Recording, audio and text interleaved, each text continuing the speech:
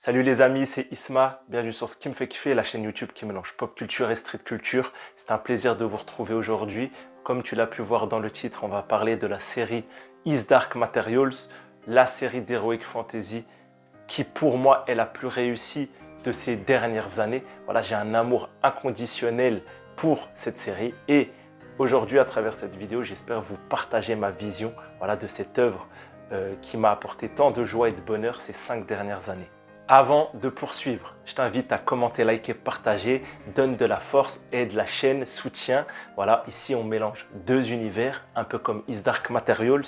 Du coup, c'est votre soutien qui nous rend fort et qui nous permet de subsister. On peut désormais attaquer le vif du sujet. Dans cette vidéo, on va aborder les différents points de cette manière. On va d'abord parler du livre, car toute œuvre d'Heroic Fantasy adaptée est à l'origine un livre. Ensuite, on va parler de la réalisation avec un point relativement important sur la musique. Ensuite, on parlera de l'histoire, qui est au cœur même de cette aventure incroyable, de cette trilogie de livres, mais de cette trilogie de saisons. Et ensuite, on parlera des personnages qui sont pour moi tous écrits à la perfection et qui nous révèlent vraiment l'étendue de ce que peut faire un acteur en termes d'acting. C'est pour ça que, restez bien jusqu'à la fin et je suis sûr qu'à la fin, vous aurez le même amour pour moi que pour cette série si vous ne la connaissez pas encore et vous irez la voir de suite. Tout commence avec un homme, Philip Pullman, né en 1956 en Angleterre. Le monsieur se lance dans sa carrière d'écrivain.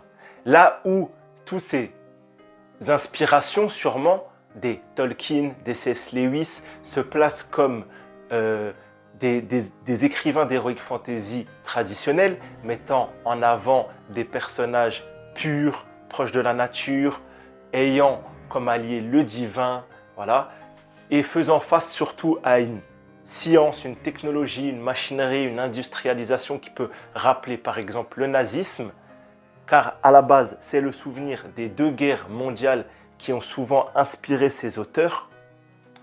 Monsieur Pullman, lui, va prendre l'Heroic Fantasy à contre-pied. Et c'est plutôt des personnages qui véhiculent la science, la connaissance, le savoir, qui vont aller justement vers un faux dieu, vers un dieu usurpé, avec un Métatron qui fait office de méchant, et qui incarne l'autorité qui sera l'ennemi des 3 saisons, l'autorité qui gouverne plusieurs mondes par le mensonge, par la doctrine aveugle, par la conquête, la force et la brutalité. Et du coup, ce livre est incroyable, car là où nous on a l'habitude de suivre notre Frodon menant une quête contre l'ennemi d'Eru Ilúvatar, ou d'avoir les fils d'Adam et les fils d'Ève dans le monde de Narnia qui sont guidés par Aslan, seconde lecture du Christ, car le père d'Aslan c'est le créateur, le Dieu de toutes choses. Donc on a vraiment une représentation du Christ et de Dieu dans ces auteurs qui sont d'ailleurs souvent considérés comme des défenseurs du christianisme et du catholicisme. Là, Philip Pullman, lui, va presque faire preuve, je dis bien presque, car à l'époque, c'est comme ça qu'a été d'abord considérée l'œuvre, comme étant anti-religieuse, contestataire, presque révolutionnaire par rapport à l'ordre établi. Ça a fait grincer des dents, ça c'est certain. Mais moi, quand je vois ce programme, du coup je vais parler de la série, quand je vois cette série, c'est pas des questions sur la coexistence entre le divin et la science qui me vient en tête ou qui sont les premières choses que j'apprécie dans ce programme. Moi, ce que j'aime, c'est d'abord Lyra, qui va partir en quête avec son ami Roger, qui va devoir surmonter une quantité d'épreuves, voyager à travers un monde qu'elle ne connaît pas, dans un monde qui est à la fois proche du nôtre et différent. Oxford, le Jordan College, les terres du Nord, Bolvangar, les Gitans. Tout cet remaniement, toute cette vision d'un monde qui ressemble au nôtre mais qui est tout à fait différent. Jusqu'à ce que Will arrive, lui aussi, et du coup qui arrive de notre monde et qui se retrouve dans le sien et qui est étonné de tout cela. Et le paroxysme de tout ça, l'apothéose, c'est quand Lyra et Will, enfin unis et ensemble, vont enfin tous les deux aller vers quelques mondes, voilà, afin de découvrir encore de nouveaux univers, car c'est ça à la croisée des mondes, c'est le multiverse, voilà, visité par deux enfants qui ont une tâche à accomplir, une tâche qu'on va développer plus tard en détail, mais voilà, qui est de renverser l'autorité avec différents protagonistes qui se positionnent autour d'eux et qui prennent parti. Avant de continuer plus en avant dans l'histoire, le lore, l'aventure et nos personnages, arrêtons-nous un peu pour regarder la production et la réalisation de cette série. En 2015, 15 ans après du coup l'apparition du dernier tome de la trilogie littéraire, la BBC et HBO s'associent pour nous dire qu'une série His Dark Materials va voir le jour d'ici 2 ans. Prévue initialement pour 2007, la série connaîtra toutefois un petit retard d'1 an. Et cela sera tout en leur honneur car le résultat sera fabuleux. À la réalisation de cette série, on aura un dénommé Tom Hooper à son actif, une petite dizaine, quinzaine de films. Voilà, ce n'est pas le plus grand des noms, mais il saura comprendre l'œuvre papier et aussi le scénario. Lin-Manuel Miranda affirmera que la série verra finalement sa diffusion en 2018 et ça sera un énorme succès. Les gens ayant pourtant à l'esprit la tentative en 2007 du film La Boussole d'Or, qui fut pas si mauvais que ça, mais toutefois qui n'a pas rencontré son succès. Chaque saison est un succès, malgré la période de pandémie qui amène son lot de difficultés. La série ne s'embarrasse pas de cette excuse. Elle amène toujours un programme qualitatif et lors de chaque saison, on annonce la saison suivante. En 2021, vient le tournage de la saison 3 en apothéose avec un final grandiose. En ce qui concerne le tournage, la série va avoir recours à la boîte de production Bad Wolf. Ces derniers vont les inviter à vraiment utiliser l'environnement local au maximum. C'est pour ça que la série sera énormément tournée en extérieur, dans les rues de Londres et d'Oxford, mais aussi à Cardiff et dans le Gloucester. C'est une série qui parle de voyage, d'aventure. Elle nous montre des forêts, des montagnes, des environnements. Et ça, la série va très bien le faire. Tout comme les différents environnements urbains. Comme quand on voit les scènes de parcours, comme quand on voit les différentes rues, les différentes villes. C'est quelque chose que la série va très bien faire. On y croit, c'est réel, c'est tangible. On a vraiment l'impression de voir ça à travers des yeux humains réalistes. Si la série His Dark Materials partage autant d'émotions et transpire tellement la qualité, ce n'est pas seulement dû à ses visuels impeccables et à ses décors tangibles. C'est aussi grâce à son casting 5 étoiles. Aujourd'hui, le casting de His Dark Materials contient parmi les meilleurs acteurs de la scène anglaise. Daphne Keane, Amir Wilson, Ruth Wilson, James McAvoy, Lin-Manuel Miranda, que du gratin, que du beau monde. Et ça, c'est seulement les têtes d'affiche. La série a également un immense casting car il faut habiller avec des personnes, avec des êtres vivants, les différents univers, les différents royaumes, les différentes sphères de chacun de ces mondes. Et ce qu'on peut pas du tout reprocher à cette série, c'est d'avoir des environnements vides de personnes. Que ce soit les figurants ou les seconds rôles ou les troisièmes rôles, tout le monde est pertinent, tout le monde est impeccable, tout le monde brille par l'écriture quasi parfaite de son personnage. Maintenant que tout est posé, que le cadre est très clair, nous allons rentrer dans le détail. Nous allons parler des personnages, nous allons parler de l'histoire et nous allons faire une conclusion sur cette aventure. C'est pour ça qu'on va commencer donc à spoiler. J'invite toutes les personnes qui n'ont pas encore vu ce programme à couper la vidéo et à partir visionner ces 3 saisons, d'une série qui peut se positionner selon moi à côté des meilleures saisons de Game of Thrones ou de House of the Dragon sans rougir. Pour les autres, préparez-vous, on commence l'aventure maintenant. Tout commence avec un James McAvoy, appelé aussi Azriel Bellacqua, qui arrive au Jordan College. Il utilise une vieille loi de leur monde, de ce monde parallèle au nôtre, pour que l'église, parce que le Jordan College est une version déjà de l'église, oui c'est une université mais sous le joug de la religion, accueille et accepte et élève un enfant. Il s'avère que l'enfant est une fille, Lyra. Et normalement, on ne prend pas les filles dans les milieux universitaires, ou du moins très difficilement. Elle va être élevée comme l'une des leurs, avec du savoir, avec de l'éducation, mais toujours en étant la fille, donc avec une certaine discrimination, un certain mépris, un certain recul. Cependant, elle va se construire. Elle va devenir vraiment très futée, très forte mentalement, très ingénieuse, physiquement affûtée, parce qu'elle fait quand même du parcours. Et elle va rencontrer Roger, son meilleur ami, le garçon de cuisine. Avec Roger, ils vont s'amuser à faire des cache-cache, à courir sur les toits, à faire des petites bêtises. C'est une fille pleine de malice. Sauf que leur aventure va commencer quand ils vont trouver la boussole d'or. De fil en aiguille, la boussole d'or ou l'allié Chiomètre va les mener dans une quête, d'abord en s'occupant des enfants disparus d'Oxford, puis en les menant dans le nord.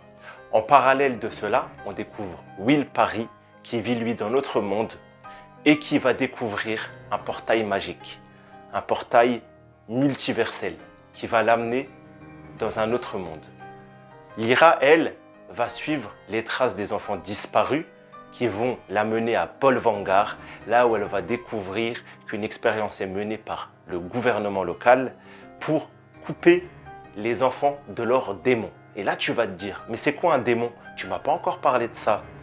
En fait, dans l'univers de Lyra, donc, où on découvre Azriel, Roger, tous les personnages qui l'entourent, cet univers a une petite spécificité, c'est que l'âme des gens est un démon ou un familier, comme on dit dans le livre.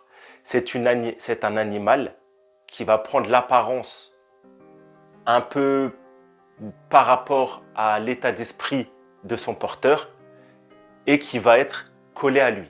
Jamais très loin, toujours à côté. Il a la manière de s'exprimer. C'est des gens qui peuvent parler avec leur âme.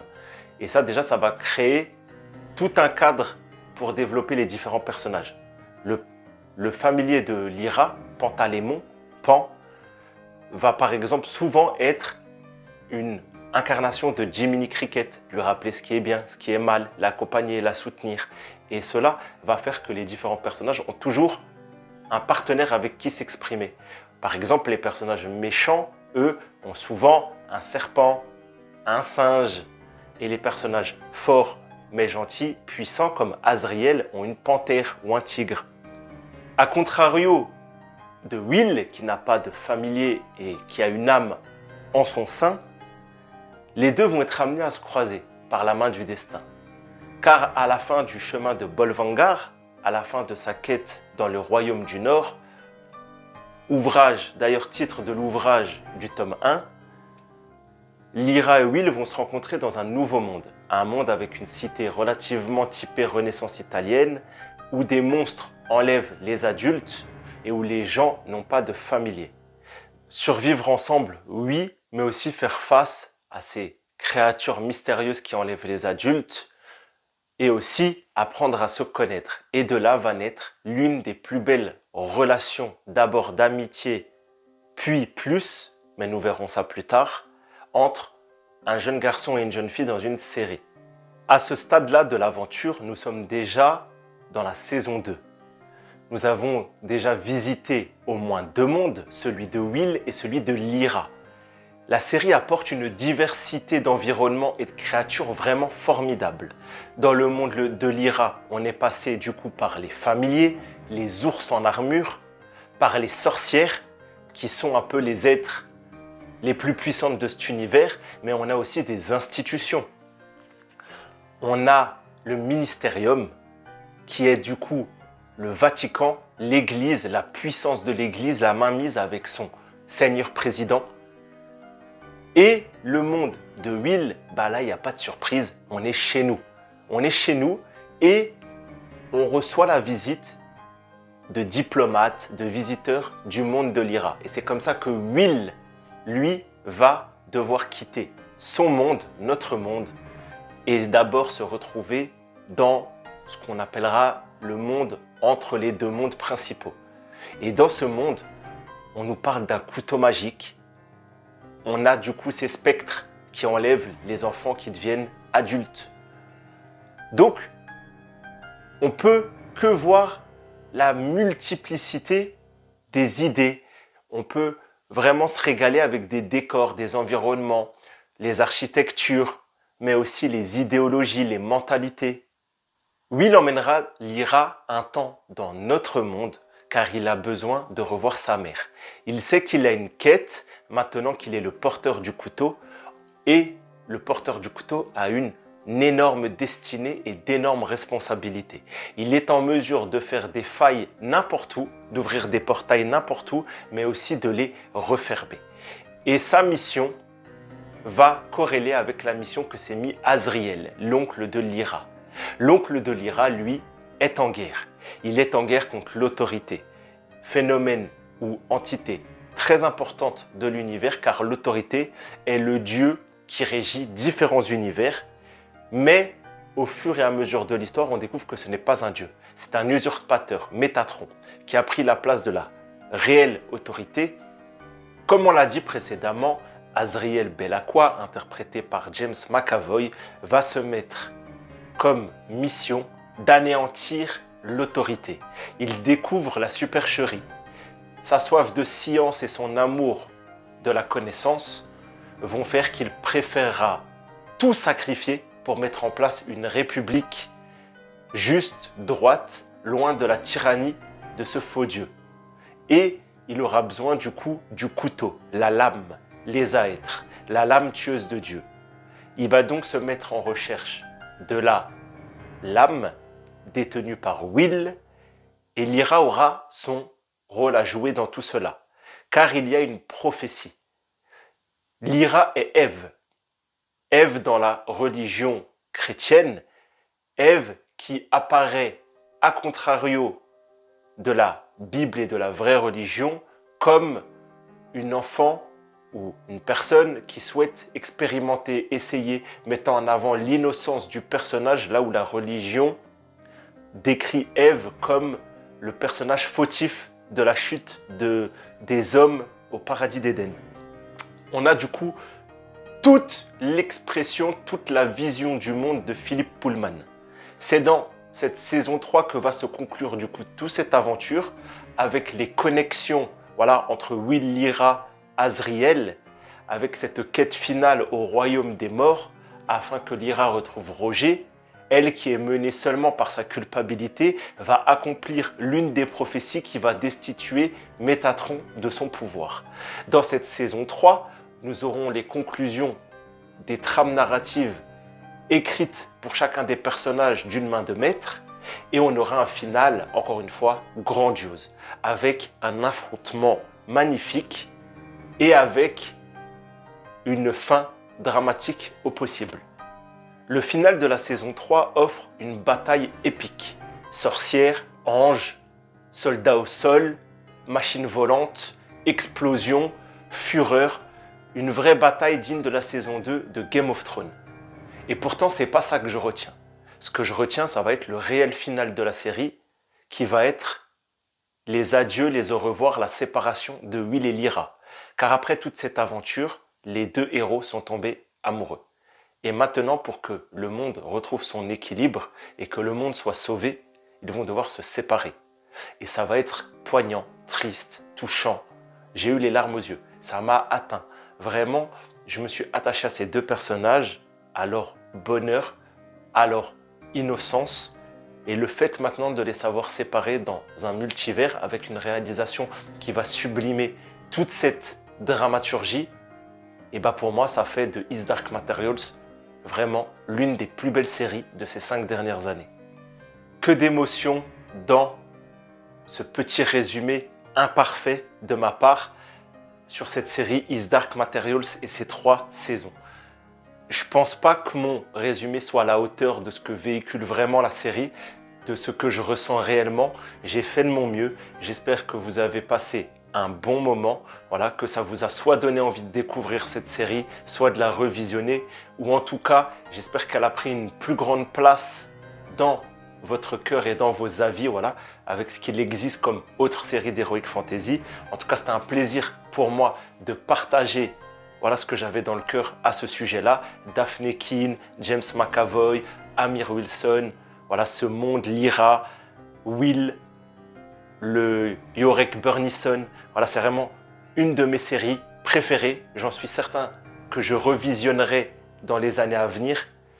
Maintenant les amis, je vous laisse. Un petit commentaire, un petit pouce bleu, ça aidera. Le partage. Prenez soin de vous. C'était Isma. Ciao.